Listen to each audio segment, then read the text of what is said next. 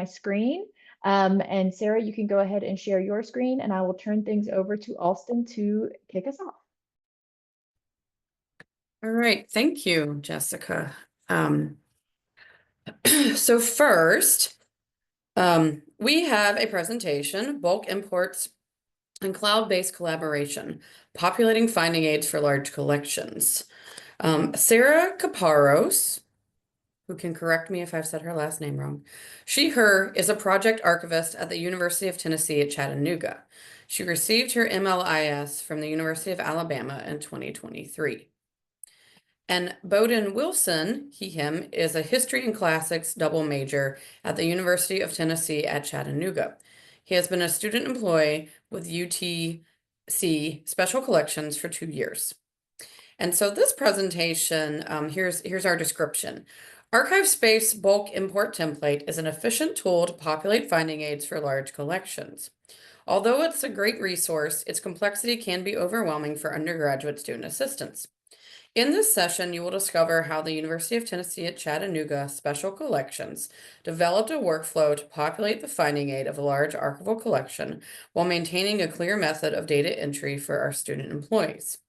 This presentation will relay the use of ArchivesSpace Bulk Import Template in conjunction with a collaborative cloud-based spreadsheet. We will explain how this method allows for better management of student workers, improved quality control, and straightforward process tracking. And now I'll turn it over to our presenters. Thank you. Can everybody hear me okay? Yep, we can hear you. Awesome, thanks. So yeah, just to reiterate, my name is Sara Kaparos, and I'm a project archivist at the University of Tennessee at Chattanooga. So today I'm going to be going over how I use ArchivesSpace's bulk import template in conjunction with a collaborative cloud-based spreadsheet to better manage student workflows of our processing project. Near the end of this presentation, you'll get to hear a little bit from Bowden Wilson, the student employee working on this project with me. So just a little bit about our project. UTC Special Collections is undertaking a project to process and describe 125 linear feet of archival material amassed by civic leader Dr. Tommy F. Brown.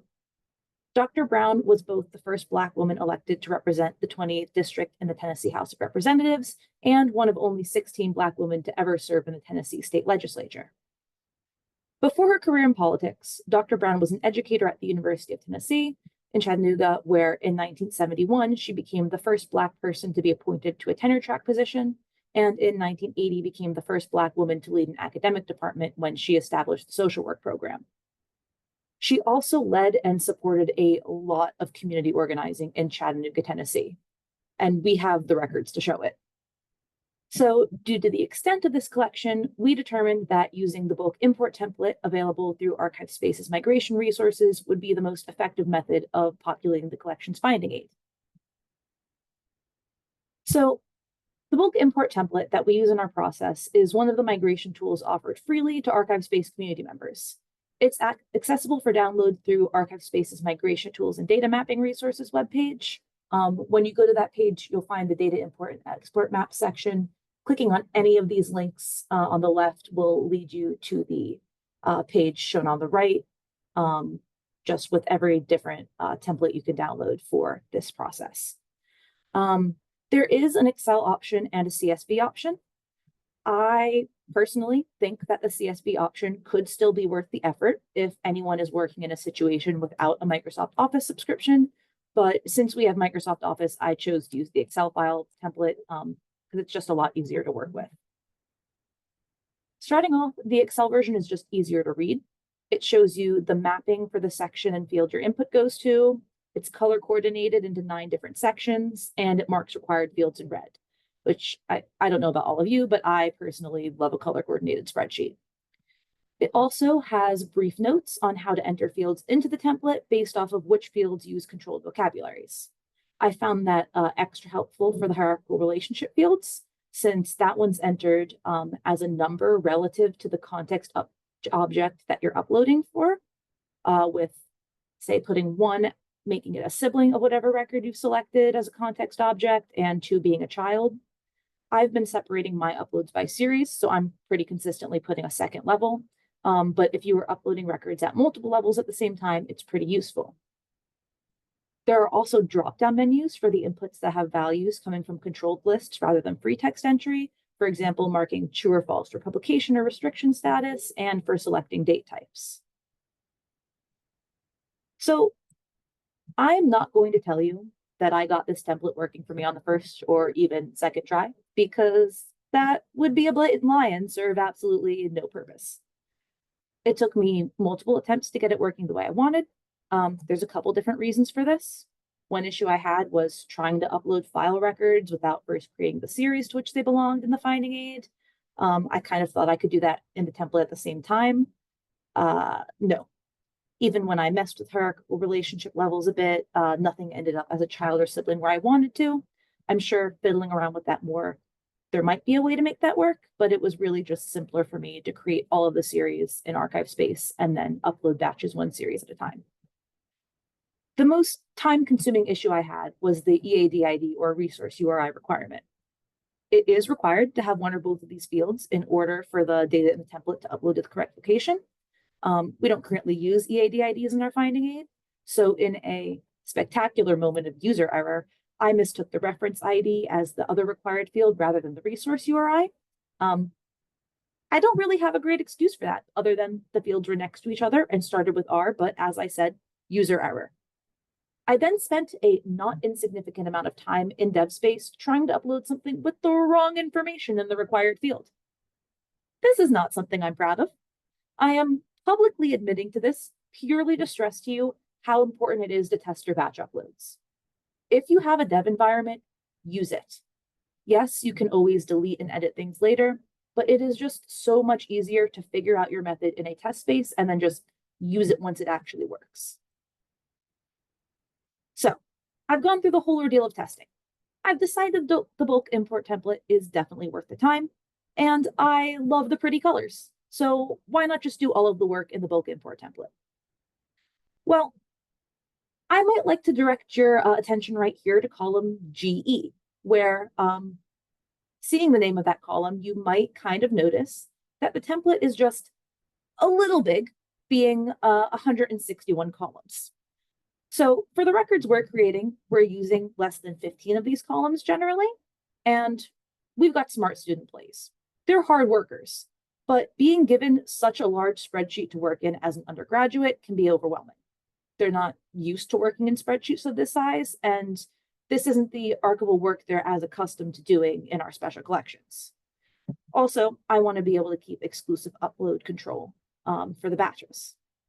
So although we are looking at the functionality of ArchivesSpace's bulk import template for our workflow in this presentation, that's not actually where our workflow starts. We developed our own spreadsheet to use in conjunction with the bulk import template. Our spreadsheet is cloud-based in Google Sheets, which allows for me and the student employee to work simultaneously and to be sure that we aren't repeating one another's work. So as we process our collection at a file level, the student and I simultaneously input all our titles, dates, and date expressions, and any restrictions that the items may have into a shared cloud-based spreadsheet. After all the files within a series are added, I go back over the series to determine if there are any files that need to be combined, check for spelling mistakes, make sure the items in the series don't belong somewhere else, just all of your basic quality control. I then order the files chronologically within the spreadsheet because that's how we've decided to arrange within our series. I want to note that we don't label our physical folders while we do this. Initially, we were doing this as we input the titles into the spreadsheet, but we've run into a lot of instances of just having multiple copies of an item or files that just can be combined later on, and occasional instances where I want to edit a title written by the student employee. There was a lot of erasing and rewriting involved with that, so we decided that we were better off working out all of the titles beforehand and then just going back to label the folders as we put them in chronological order. This is where the tracking aspect of our spreadsheet comes into play. We use a series of columns in the spreadsheet that helps us track our progress in processing and data imports as we work. This part of the sheet comes from the pre-existing methods of tracking student work in UTC Special Collections. These columns let me see what work has been done by the student employee in the spreadsheet, whether or not I've actually gone back and performed quality checks on all the files, what we have in ArchivesSpace, and what we have titled and numbered on our physical folders. This obviously comes in handy for keeping track of where we are in our processing. It's also really helpful for us to note what is and isn't entered into the finding aid yet. And I know that sentence sounds really self-explanatory, so bear with me. Although we started off our processing by organizing everything at a series level, there have been instances where we've come across something that belongs in a series whose files we've already added to the finding aid. So in that case, we'll move the physical file into document cases where the series it belongs to is, and put it in the proper intellectual arrangement within our cloud-based spreadsheet, but we're not going to go repeat a bulk upload or drop everything we're working on at that moment to go and upload a single item into the finding aid. So keeping this tracking lets us see what we have left to do. One of the other aspects I am happy with in this checklist is we have a selected for digitization checkbox column. Although any large-scale digitization of the collection is not within the realm of our current grant, it is helpful to have some of our particularly relevant or visually interesting records marked for when the collection eventually can be digitized. It's also been helpful for some of our social media outreach. The terms of our grant requires that we make monthly social media posts promoting the Tommy F. Brown papers. So when I or any colleagues come across something that we think we could use later on, I make sure to mark it in the spreadsheet so we can find it easier later.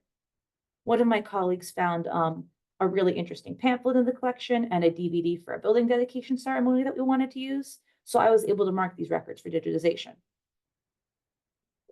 Currently, we're not inputting top containers, folder numbers, or identifiers into our cloud-based spreadsheet. We have columns for these inputs, but we keep them hidden and will continue to do so until we have all of our files titled and arranged intellectually. After that, we'll add all of these fields according to our final arrangement. So moving our data from the cloud-based spreadsheet is, for the most part, a simple matter of copying the information and pasting it into the bulk upload template. The only instance that this isn't the case is with the fields that have drop-down menus. I have to manually select the publish field to false, the restriction field to true or false, the date type field to singular inclusive, etc. This might sound like it takes a while, and yeah, it does. However, I cut off a little bit of time by marking all the fields in one column as the options through a little click and drag maneuver, and then I go back and alter the rows that need to be changed. I go through the template twice to make sure I have everything marked correctly, like that I didn't skip a drop-down option I needed to change, or accidentally paste a column one row off from the others or anything like that.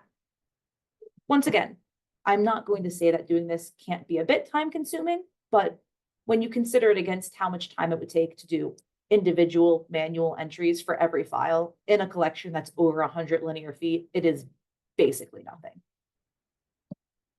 So now we're going to have a little Q&A time with our student employee, Bowden Wilson, who has been a great help to this project. So, Bowden, do you feel like it's more straightforward working in this cloud-based spreadsheet than working in the bulk import template? And was it easy to transition to this workflow from the work you had previously done in special collections? I think it's definitely more straightforward due to the organization of the spreadsheet. And yes, the transition to the spreadsheet was pretty easy. Compared to the previous way the work was done, it's very much streamlined the process through both simplification and additional organization. All right. Do the checkboxes work? Do they make it easier for you to keep track of what you're doing, or do you think we'd be better off with a second document to keep track of progress?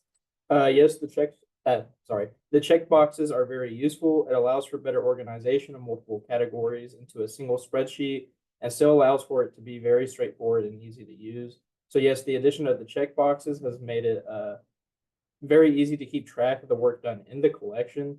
And I think additional documents would only serve to cause more complications and cut down on the very streamlined process that this spreadsheet allows. All right, so we've made a couple changes to the workflow we started the processing with. Some of that's been from your input. From where we are now, is there anything that you dislike or feel we could improve on? No, I very much like the spreadsheet and how it's organized, and there's nothing I could really say that could be improved upon. All right, thank you, Bowden. This has been our moment with Bowden, which I appreciate him participating in. So this workflow has been working pretty well for us over the past few months. As I mentioned, it has needed occasional tweaks, but we've performed batch uploads for 6 of our smaller series now, and it's gone according to plan. There are a few matters I can't really speak for yet as far as effectiveness goes for our workflow because we haven't really gotten there yet. One of such cases is the matter of identifiers and container locations. As I mentioned earlier, we aren't currently inputting either of those fields. We're leaving that until we've arranged everything intellectually. After we reach an intellectual arrangement, I intend to try to do an export of the container template that you can access in the Finding Aid and ArchivesSpace so that I might be able to, like in the bulk spreadsheet, add the top containers to the records. I haven't actually done this before though. I was able to attend a virtual data cleanup and maintenance session back in November, which leaves me hopeful about my ability to do so. And I'm planning to do a few trials of that in DevSpace in the coming months. So this is just a little diagram of our overall workflow. But yes, that has been an overview of how we use our bulk import template. I appreciate you listening, and if anybody has any questions or needs anything clarified, I would be happy to answer. Thank you, Sarah, and thank you, Bowden. Thank you for that overview and that moment with Bowden. So if anyone has any questions, please do drop those into the chat. We'll give it a minute for people to stop dropping them, but I know everyone always appreciates a spreadsheet overview and to see how others are using spreadsheets. I know there's already been some comments in the chat about how complicated they can be when you first get started.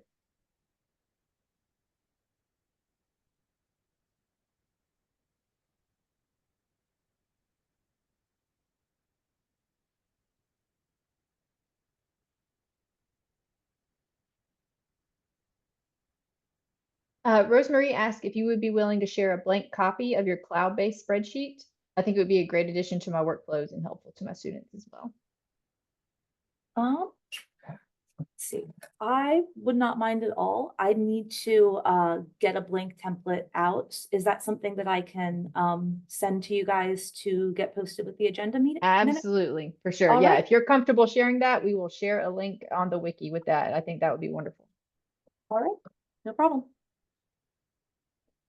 Sarit asks, will you be considering using the bulk updater for accruals, corrections, etc., as part of your workflow? Yes, we're planning on it. Just yeah, it's going to depend on. I don't think we're likely to get a lot of additions to accruals to this collection, but it's been working so far, so I don't see why we would stop.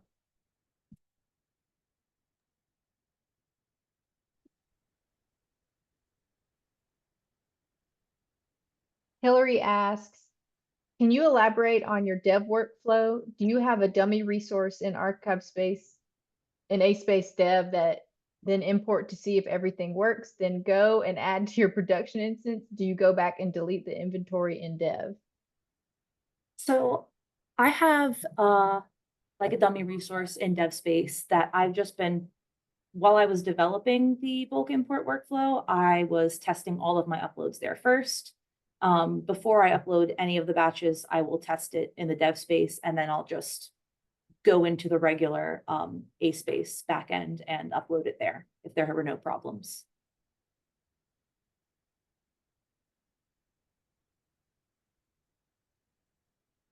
Thanks.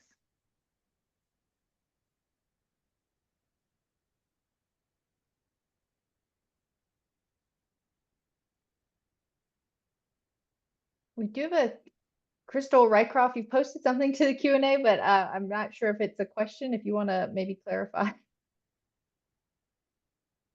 And of course, anyone else, please feel free.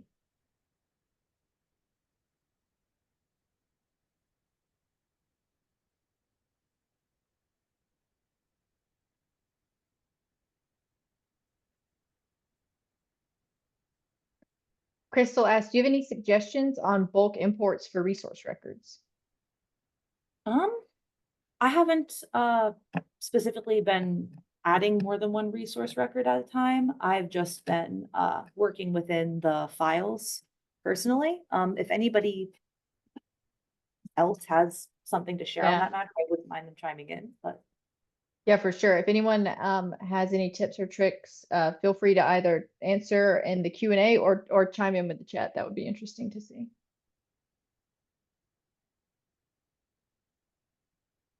Becky asked, how do you manage adding lists or lists to scope and content notes?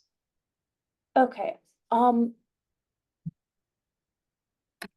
the like for individual records or for the overall finding aids? Let's start with the finding aids and we'll see what Becky says. Yeah, the finding aid, I'm just working directly in regular ASpace. I'm not using the bulk import template for that. Doing individual notes, there is a section further on that I wasn't really showing that screenshot, that part of the spreadsheet. There is a column for adding a notes field to individual records, just like if you want to be specific about restrictions or any separated material notes, that is a part of the spreadsheet that you can use. Yeah, and that was the part that Becky was asking about. But yeah, the spreadsheets are massive. There's so many columns. And you can always download the template and check it out and do what Sarah's done to make it work for you. Sarit asks, what was the issue you were having using the bulk uploader to add series records? I didn't entirely understand the issue. Okay, sorry, I can clarify that a bit. So I originally I was messing around with the template and I figured I can add the series name and like mark it as level 1 on the hierarchy. If I, let me just go here and go back to where the spreadsheet actually is. So I pretty much titled the series in the first row that was open and I marked it as a 1. And then I input all the files I wanted to put underneath it and marked it as a 2. Just hoping that thinking that would put them underneath that series.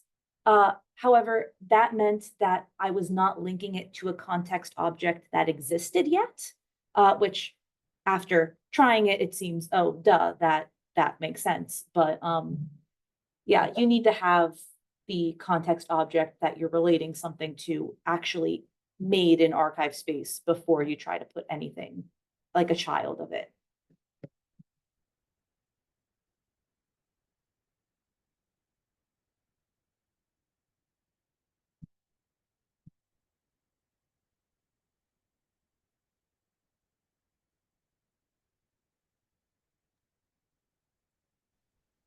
Anton has dropped in the Q&A, yeah, like a helpful tip that sometimes when he has trouble with Excel, he migrates it to CSV. And then he hides and minimizes columns that he doesn't use. And that is definitely a great tip. Otherwise, that's a lot of scrolling.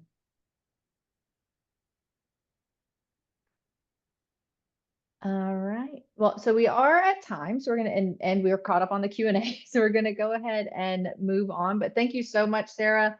Like I said, everyone's always happy to see each other's spreadsheets. So if anyone else would like to share content like this, I know it would be appreciated. And thank you for being willing to share your template and your time with us today.